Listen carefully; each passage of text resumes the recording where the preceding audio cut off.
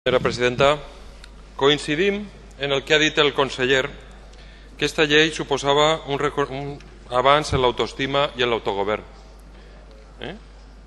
Suposa quan es va aprovar, perquè ara el que podem qualificar de l'actual situació és una capitulació del govern valencià davant la investida centralista del govern central.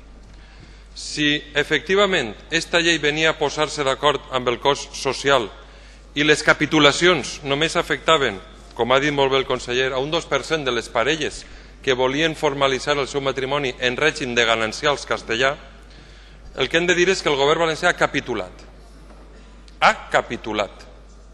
Ha rebaixat una llei important que edificava el nostre orgull, la nostra autoestima, el nostre autogovern, ha capitulat perquè algú li ho haurà manat. Perquè no és possible que vostès hagin acordat una modificació tan substancial, tan ben explicada pel conseller, que afecta a més de 11 preàmbuls, 11 disposicions legislatives. No és una modificació de no res, és una modificació substantiva. I és una pena que tinga més poder un govern, el govern central, que tot unes Corts Valencianes per a poder debatir sobre aquest tema. Vostès han segrestat un debat a aquestes Corts Valencianes per a que aquestes Corts puguen dir la seva. Jo ja els havia anunciat el meu vot favorable, perquè crec en aquesta llei, perquè és l'única substantiva que s'ha aprovat després de 3 anys de la reforma de l'Estatut del 82. L'única substantiva, i ara capitulen. I capitulen d'una forma important. I capitulen perquè li humana Chávez. I capitulen perquè vostès no tenen una projecció important del nostre autogovern i perquè dubten molt que vostès siguin valencianistes.